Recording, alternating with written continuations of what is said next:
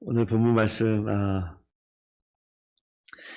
에스더 6장을 이제 함께 보시는데요. 이 말씀을 보면 이제 좀 반전이 좀 시작되어지는 장면이 나옵니다. 우리가 아는 내용이지만 이제 모르드게는 자신이 생각하기에 왕 다음에 이제 자기가 2인자다라는 생각을 확고하게 했고, 이제 이참에 나에게 눈에 가시와 같은 모르드게를 이 왕궁 나무에다 매달아서 이제 죽이겠다, 거의 결정을 했고요. 그래서 매달 나무까지 준비해 놨고, 이제 어디로 가냐면 왕을 만나러 갑니다. 왕을 만나러 상황이 이러이러하니 모르드게를 죽일 권한을 내게 주옵소서라고 이야기하러 가는 그 과정에 왕이 잠이 오지 않아서 역대 일기라고 이야기하는 조선왕조실록 이런 것 같은 것 같아요.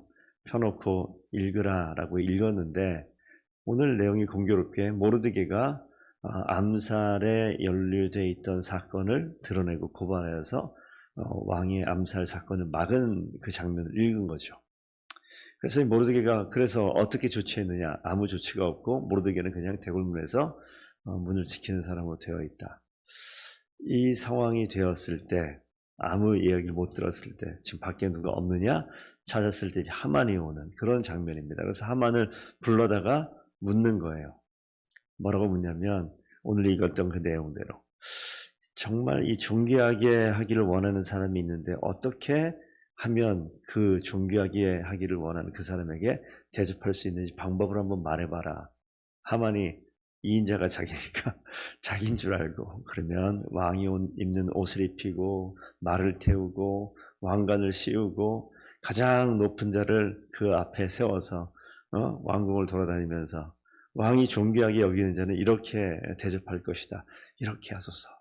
자기가 이제 상상을 하면서 이야기를 한 거죠. 자, 이제 그 다음에 오늘 10절 말씀을 좀 보시면요. 그 말 듣고 왕이 하만에게 이르되 너는 내 말대로 속히 왕복과 말을 가져다가 대궐문에 앉은 유다 사람 모르드게, 이렇게 써 있어요. 모르드게에게 이렇게 써 있지 않고 유다 사람 모르드게. 그러면 이 지금 왕이 조서를, 이 하만이 내린 조서 가운데 유다 사람을 진멸하는 그 조서에 왕의 인장을 찍어서 돌렸단 말이에요. 근데 이게 그냥 성경대로만 이렇게 보면 이 조서 내용을 아하수에로가 몰랐나? 알았나? 근데 왕의 인장이 찍혔는데, 왜냐면은 이 아하수에로에게 하만은 한 민족이 있어서 이렇게 이야기했어요. 한 민족이 유다 민족이라는 이야기를 마치 안 한 것처럼 이야기가 나와 있고, 그리고 인장을 손에서 반지를 빼서 인장을 하만에게 주었다, 성경에 이렇게 표현되어져 있는데, 도장 주면서 너가 알아서 해 이렇게 했다 하더라도 그 조서의 내용이 어떤 민족인지 살펴봤을까 살펴보지 않았을까, 이런 궁금증이 하나 있고, 알았을 거라고 생각할 수도 있고 알지 몰랐을 거라도 생각을 할 수도 있는데, 오늘 10절을 통해서 보게 되면 유다 사람 모르드게에게 이렇게 이야기 나온단 말이에요. 알 수 있었지 않았을까? 이건 모르겠어요, 성경만 가지고는. 근데 알았다 하면 더 큰 사건이고요. 몰랐어도 하나님의 일하심이 또 이 가운데 나타나는 건데, 아하수에로가 유다의 진멸을 알매도 불구하고 모르드게에게 지금 유다 사람 모르드게라고 굳이 표현해 놓은 것을 보면, 그런 조서가 내렸음에도 불구하고 신임하는 그런 장면이라고 봐야 될지, 아니면 몰랐다 하면 하나님이 이 반전의 역사를 쓰는 이 시간이기도 합니다. 유다 사람 모르드게라고 굳이 언급을 해요. 그럼 이 이야기가 지금 아하수에로 이 왕의 입을 통해 나오는 이 유다 사람을 대하는 조서가 이미 내려졌는데, 유다 사람을 대하는 아하수에로 지금 태도를 봤을 때 이 하만은 살짝 긴장하기 시작했을 것 같아요. 머리가 복잡해집니다. 왜? 내가 유다 사람을 다 진멸하라고 이 조서를 다 뿌려놨는데 지금 왕이 유다 사람 모르드게를 지금 이렇게 높이는 장면을 지금 말로 선포하고 있는 거잖아요. 실제 그 자리에서 11절 가면 하만이 왕복과 말과 다 가져다가 입히고 태우고 성중을 돌아다니면서 이야기하는 장면이 등장을 합니다. 이 앞에서 이 모르드게를 태운 이 말을 앞에서 서가지고 끌고 다니는 하만의 머리가 어땠을까? 여기 뒤에 나와요. 12절 보면 모르드게는 다시 대궐문으로 돌아갔고 하만은 번뇌했다. 머리를 싸고 흡히 집으로 돌아갔다. 이게 지금 상황이 엄청 꼬였는데 이거 어떡하지? 유다인들을 다 진멸하고 조서를 다 내렸는데 왕이 존귀히 여기겠다고 하는 사람이 지금 누구냐면 유다인 지금 모르드게면 이걸 내가 어떻게 해야 되는가? 조서 내린 거를 가지고 그대로 진행하자니 왕이 어떻게 생각할까? 머리가 아프고 또 이거 안 하자니 이걸 또 어떻게 수습해야 될까? 막 번뇌가 생긴 거죠. 그래서 13절 가면 모든 일을 아내와 모든 친구들에게 이야기했는데 13절 내용을 좀 보셔야겠습니다. 둘째 줄에 지혜로운 자와 그 아내 세레스가 뭐라고 말하냐면 모르드게가 과연 유다 사람의 후손이면 당신이 그 앞에서 굴욕당하기 시작하였으니 능히 그를 이기지 못하고 분명히 그 앞에서 엎드려지리다. 이게 지금 뭐예요? 너 지금 이제 끝장났다 이런 얘기인 거잖아요. 진짜 유다 사람 맞으면 이 세레스와 이 아내 세레스와 거기에 있는 지혜 있는 사람들이 모르드게가 알고 있는 이 하나님이 행하시는 일에 대한 역사를 알고 있나라는 생각을 할 수밖에 없어요. 그래서 우리가 본문 말씀을 두 군데만 좀 찾아보면 우리 출애굽기하고 사무엘상을 좀 찾아보겠습니다. 출애굽기 17장에 우리 그 여호와 니시 얘기가 나오면서 17장 15절 모세가 제단을 쌓고 아말렉과 싸움에서 승리한 그 장면을 기념하기 위하여 이름을 여호와 니시라라고 이야기했고 16절 가면 함께 읽겠습니다. 이르되 여호와께서 맹세하시기를 여호와가 아말렉과 더불어 대대로 싸우리라 하셨다 하였더라. 이 내용 보면 아말렉과 싸우는 것은 여호와 하나님이에요. 모르드게와 하만의 싸움이 아니라 여호와 하나님과 이 아말렉 민족과의 싸움인 거죠. 그래서 이게 뒤에 가도 사무엘상 15장 말씀을 좀 가보겠습니다. 사무엘상 15장.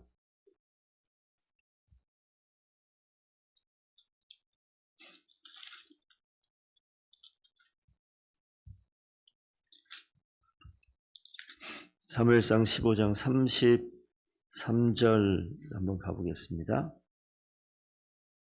33절 가게 되면 뭐라고 써있죠? 다시 한번 읽어보겠습니다. 시작. 네. 사무엘이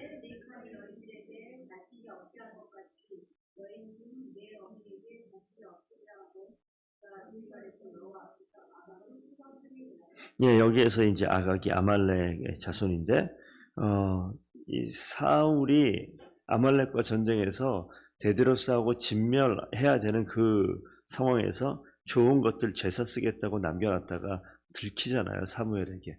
그래서 사무엘이 그 모든 것들을 다 없이 해버리는 장면 가운데 아각을 찔러 쪼갠다. 그래서 아까 제가 출애굽기 17장에서 한 군데 안 읽은 데가 있는데 그걸 잠깐 한 번 더 보겠습니다. 17장 말씀 가시면 아까 16절 읽었는데 14절 가시면요 뭐라고 써있냐면 여호수아에게 이야기하는 맨 마지막 세 번째, 네 번째 줄에 보면 내가 여기서는 여호와 하나님이거든요. 내가 아말렉을 없이하여 천하에서 기억도 못하게 하리라. 여호와 하나님께서 아말렉을 천하에서 기억도 없게 하시겠고 여호와께서 맹세하시기를 여호와가 아말렉과 더불어 대대로 싸우리라 이렇게 말씀하셨거든요. 오늘 그 사건의 그 내용을 좀 놓고 보면 오늘 이 세레스와 이 지혜자라고 하는 이 사람들이 너가 유다 자손 앞에서 굴욕을 당하기 시작했다? 그러면 이 싸움은 이기지 못해. 분명히 그 앞에서 엎드려질 거야 라고 이야기하죠. 그 이야기를 듣고 하만이 뭐라고 반응을 할 시간을 주지 않아요. 14절 가면 아직 그 말이 그치지 아니하여서 왕의 내시들이 이르러 하만을 데리고 에스더가 베푼 잔치에 빨리 나아가니라. 다시 잔치를 베풀 테니까 하만만 데리고 다시 오라고 얘기했던 장면이 나오잖아요. 그래서 이 내용을 지금 언급하면서 강력한 복선입니다. 유다 사람이 확실하다면 너가 굴욕을 당하기 시작했기 때문에 반드시 그 앞에서 엎드려질 것이다 라고 이야기하는 것. 번뇌 가운데 있는 하만이 그 얘기를 듣고 어찌 손쓸 겨를도 없이 바로 약속된 잔치에 끌려가듯 하만이 끌려가는 모습이 등장을 하죠. 하나님께서 하나님의 역사를 이루어 가시는 그러한 모습 가운데 이게 지금 모르드게가 한 일이 없잖아요. 모르드게가 에스더를 통해서 그리고 지금 모르드게가 했다는 것은 이 민족이 위기의 상황 가운데 모르드게 자신과 에스더와 성중에 있는 유대인들이 함께 합심하여 기도한 일, 그게 시작이고 끝입니다. 그런데 하나님께서 에스더의 마음을 움직여서 왕을 만나게 하고 왕을 만나게 두 번 만나게 하는 과정 가운데 에스더가 어떤 전략을 세운 게 없어요. 불러다가 내가 어떻게 이야기를 해야 될까 고민하고 있는 가운데 지금 하나님께서는 지금 뭐하죠? 모르드게의 사건을 왕이 읽게 하고 그리고 모르드게가 존귀하게 높여지게 하고 하만은 골치 아프게 만들고 그리고 난 과정 가운데 오늘 불려갑니다. 그래서 오늘 한 군데 말씀 마지막 보고 마치겠습니다. 에스겔 38장 한번 보시겠습니다. 에스겔 38장 23절 한번 보실게요.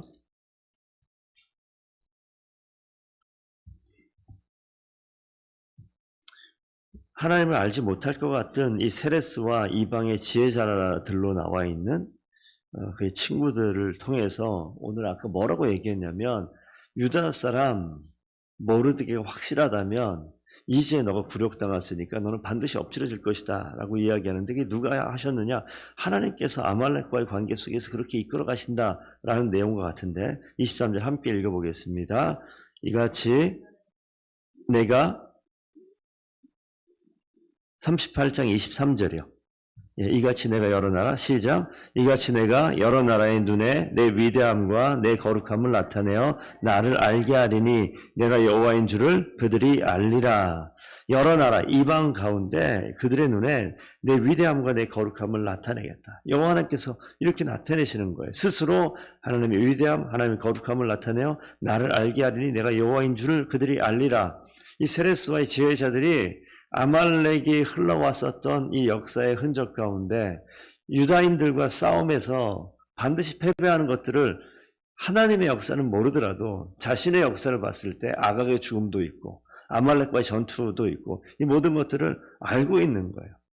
다른 민족과 싸웠을 때는 성경에 다른 데는 잘 모르겠지만 적어도 유다 민족과 싸움 속에서는 유다 민족과 싸움에서는 유독 진멸하는 것들을 봤는데 만약 그가 유다인이고 또 정말 그게 확실하다면 이거 이제 엎드려질 거다라고 이야기하는 것이 지금 이방인의 입술 속에 나오잖아요. 하나님께서 그들의 입술을 통해서 하나님의 능력이 증거되는 것을 미리 얘기하고 있는 거예요. 하나님은요, 하나님 약속하신 것을 반드시 이루십니다. 하나님께서 약속하신 그 내용, 내가 아말렉과 더불어 대대로 싸우리라. 그리고 천하의 기억도 없게 하리라 말씀하신 그 하나님이 오늘 일하시는 장면을 오늘 잠깐 보게 됩니다. 저희가 이 교회와 우리의 삶을 살아갈 때 우리가 믿는 하나님을 찾을 때 그저 하나님 내 인생 가운데 이러이러한 시련이 있습니다. 역경이 있습니다. 하나님 인도하여 주옵소서. 이런 기도로 끝날 것이 아니라 하나님께서 하나님의 자녀 삼은 하나님의 백성들을 어떻게 이끌어 가시는가. 애굽에서 출애굽시켜 하나님의 나라 가나안 땅으로 들어가야 된 그 과정 가운데 이 하나님의 자녀된 이 백성들을 건드린 아말렉 족속을 하나님께서 어떻게 처치하시는지 우리 보시잖아요. 이 말씀을 보면서 하나님의 우리의 자녀됨에 대한 감사와 기쁨을 가지고 오늘 기도하는 하루가 됐으면 좋겠어요. 하나님은요 우리를 불꽃 같은 눈동자로 지금도 지키십니다. 그래서 우리를 건드리는 자들에 대해서 하나님의 자녀가 확실하다면 하나님이 그 상황 속에서 가만두지 아니하시고 선하게 인도하시고 대적들을 물리치시고 하나님이 대신 싸우시고 반드시 이기시는 놀라운 일들을 행하실 줄로 믿습니다. 그 약속의 말씀이 있기 때문에 우리가 어떤 상황이 되더라도 이 과정을 통해서 하나님이 또 일하시겠구나라는 믿음이 견고하게 믿음 위에 서 있게 되어질 때 하나님은 하나님 되심을 우리에게 보여주실 줄로 믿습니다. 오늘 하루도 그 하나님의 일하심을 경험하는 귀한 날 되기를 축복드립니다. 기도하겠습니다.